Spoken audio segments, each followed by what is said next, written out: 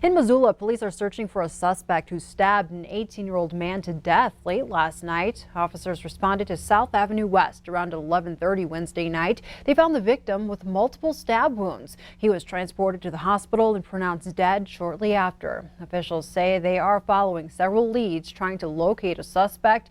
Anyone with any information is asked to contact Missoula police.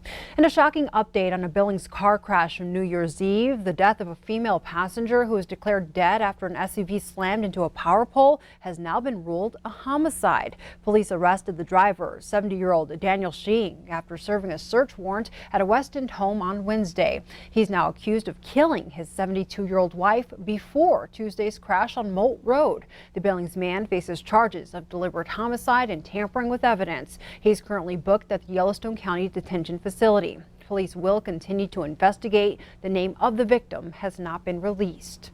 And tragic news out of Seeley Lake, where authorities say 2 missing snowmobilers have died after they were caught in an avalanche. The Missoula County Sheriff's Office began searching for the missing snowmobilers yesterday and recovered their bodies late last night. A third rider survived and was able to call 911 to report the afternoon avalanche. Officials say the names of the riders will not be released until family is notified. And turning to some national headlines this afternoon, the U.S. military is beefing up its presence in the Middle East among rising tensions between the U.S. and Iran. The Pentagon has deployed 750 soldiers to the Middle East, and an additional 3,000 are on alert and preparing to deploy. The move follows 2 days of violent protest where Iranian-backed demonstrators stormed the U.S. Embassy compound in Iraq. Trump officials say there are indications militias in Iraq are planning additional attacks. Iran is denying involvement in the protest.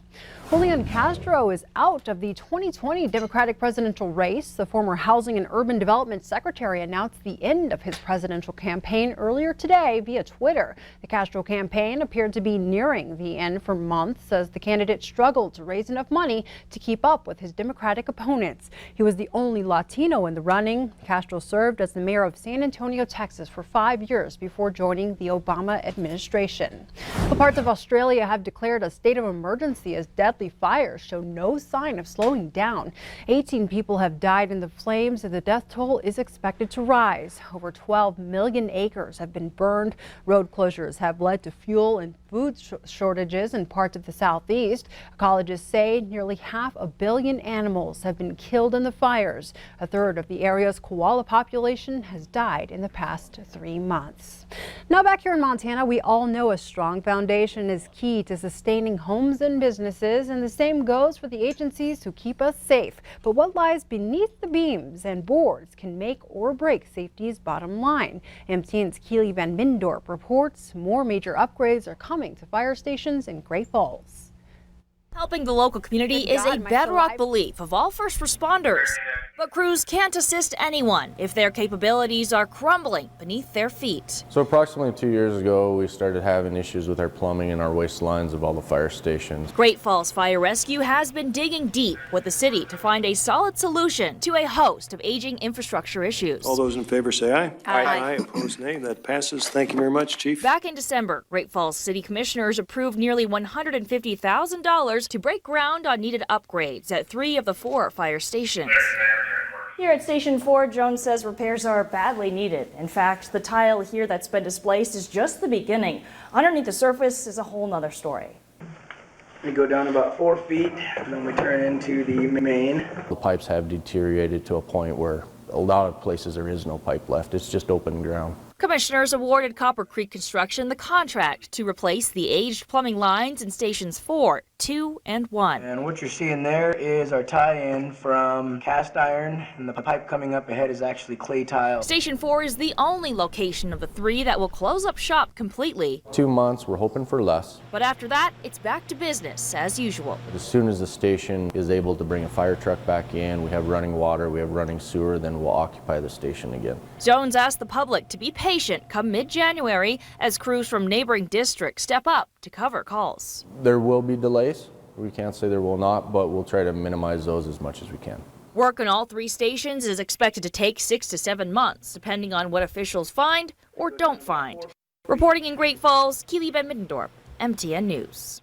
Keeley also tells us Station 4 will shut down on January 12th at 7 p.m. First responders and firefighters at the Fox Farm location will be working out of Station 1 on 9th Street South during construction. Well, now it's time to check in with Ed. And Ed, you're giving us our first glimpse of the first full week of the new year. That's right. We're looking at mild temperatures across much of the region, but we've been dealing with a mix of all kinds of problems heading in toward next week. We're looking at really nothing major to influence the weather as far as temperatures go in eastern Montana, but it's leaning a little bit on the cool side as we start looking into western portions of the state. Really cool as we start getting into the Four Corners region, but above average temperatures across almost the entire eastern portion of the country. As far as precipitation goes, everything's trending wetter except portions of the desert southwest. And while that's no real indication of how much wetter than average it might end up being, we haven't seen much moisture in a while, so a little precipitation could be welcome. We'll show you what the short-term forecast looks like in a few minutes. Thank you so much, Ed. We're taking a closer look at Montana's efforts to reform its criminal justice system. In 2017, the state legislature passed an ambitious set of laws known as Justice Reinvestment, designed to slow the growth of the state's correctional system. The changes are supposed to save the state money and possibly reduce the amount of Montanans who are incarcerated or under state supervision. MTN's Mike Dennison shows us how the program has been working. When you look at the raw numbers of our correctional system, not much has changed since 2017. State and contracted prisons are still at capacity. Privately run alternative programs like pre-release centers are as full or fuller than they were 2 years ago. And we still have more than 10,000 criminal offenders who are not in prison but remain under state supervision. That's 1 out of every 100 Montanans. State Deputy Corrections Director Cynthia Wolkin says the overhaul is still young, but that she does see some progress. So we're starting to see some good signs of sort of leveling off of people who enter our system, but we're not bracing for a huge decline in population. We just want to sort of level it off and prevent spikes in growth, which is where we were headed before Justice Reinvestment. The state corrections budget did increase only 2% for its current 2-year period. And Wolkin says one reason prisons remain full up could be because of a concerted effort to reduce the number of convicted felons held in county jails. Yet a supporter of the reforms say there are still way too many people in the correctional system in Montana, and that it's not a surprise. S.K. Rossi of the American Civil Liberties Union says while the reforms are good, the legislature hasn't approved enough resources to help ex-offenders with needed housing, jobs, or treatment programs. Things that are going to reduce their risk of recidivating are having a stable house, having a stable job, having access to the mental health and addiction services they need. And that has not been resourced or funded in any adequate way in Montana for people who are coming out of prison. And until we do that, our recidivism rates are going to be stagnant. Wolkin says it's too early to measure true recidivism because it's usually measured as the number of people returning to prison within 3 years of release. But there are some early data we can look at that give us insight into the reforms and whether they're working. We'll take a closer look at those numbers and what they mean tomorrow. Reporting from Helena, Mike Dennison, MTN News. Mike tells us Montana has nearly 18,000 adult criminal offenders within its entire correctional system. We have more ahead on the noon news. A downtown staple in Great Falls could become a staple in your dining room. We'll explain. The time is now 12:09, but first, Ed's up next with a statewide weather forecast.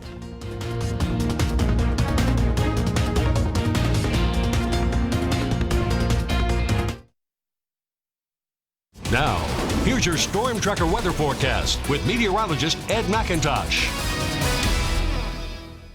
Welcome back to the noon news. Temperatures are in the 30s and 40s here as we get halfway through the day, and many of the temperatures through central Montana may be hitting their peak right about now. We actually started off fairly mild, and we do have a few rain showers here in the mix as we look into southeastern Montana, a few snow showers in the northeastern corner of the state. But for the most part, we're going to be looking at the winds being a bigger influence down the east slopes of the Rockies as we get into this afternoon. Now, the winds around the Livingston area gusting up to 44 miles an hour. Bighorn. Billings has seen some strong gusts here in the last short while that caused a quick rise in the temperatures. Looking at the 30-mile-per-hour winds around the Great Falls area up towards Havre for top wind gusts. And the winds are still fairly modest as we start looking into the eastern plains and areas, especially north of Butte, Missoula, Kalispell, the Flathead Valley areas, still fairly light winds there. Also looking at top winds yesterday compared to today, and really it's a big downshift in the winds.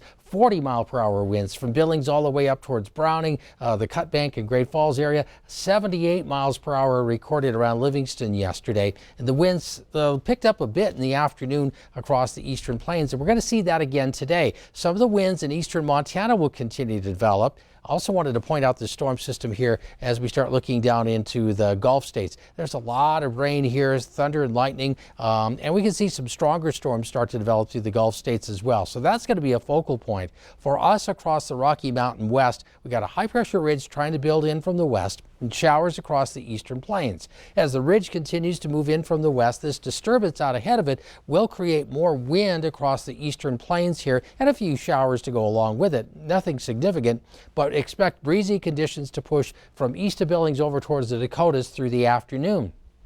The high pressure area continues to move in, and tomorrow overall is a relatively quiet day. There's a few showers in the mix here, especially overnight. Breezy conditions across the eastern plains, but the winds for the most part were going to be a little bit lighter. The temperatures are still going to be warmer than average, and especially as we look in towards Saturday, really boost the temperatures up. But now the winds get very strong down the east mountain slopes. In fact, by tomorrow afternoon, tomorrow evening, areas from Great Falls towards the Rocky Mountain front will see the winds really pick up and then gust across the eastern plains. So we could be easily looking at temperatures into the 50s across the eastern plains on Saturday afternoon. Today, a mix of clouds and sunshine, a few of these showers. Winds will increase across eastern Montana through the afternoon.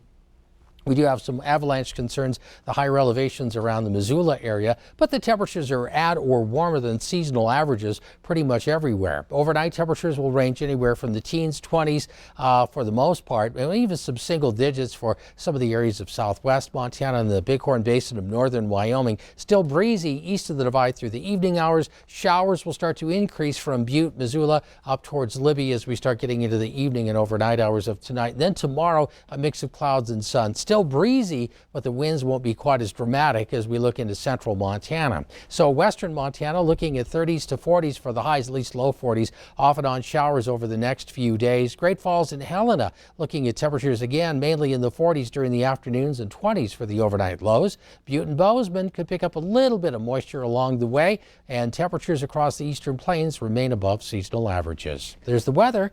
Back to you, Victoria. Thanks, Ed. In Great Falls, the Christmas tree in front of the Civic Center is coming down today, and it could be your new dining room table. The Good Wood guys removed the tree from a local resident's front yard so it could be displayed with Christmas lights and ornaments. Now the city will remove the decorations before handing the tree back over to the lumber store. Once all the limbs are removed, they will hold a raffle benefiting Christmas in downtown Great Falls. The raffle winner will get to work with the store on the design of their table. Whoever wins that drawing will get to come down here and pick out lumber from that tree and design a table that we build for them. And that's really cool. They'll get to win a Christmas tree from table. Very cool. You can purchase tickets for the raffle from select Great Falls businesses or at the Good Wood Guys store. Tickets are expected to cost $20. We'll be right back after this break with your latest ag news. Montana Ag Network. Welcome back to the new news. Well, as we begin this new year, there is still time to register for next week's Hemp Workshop that will be in Great Falls on Tuesday, January 7th at the Times Square building. The workshop is hosted by the Montana Farmers Union and will provide updates on marketing, processing, and growing hemp here in the Big Sky State. We have Andy Gray, who's in charge of the hemp program from Montana Department of Ag. He'll start it off by presenting an update on hemp here in Montana and the new rules and regulations that the USDA have come up with. Then we're going to have some producers that are going to discuss their experiences with growing hemp this last season. You know, this is an opportunity for them to see firsthand from growers that grew it last year and to visit with them, ask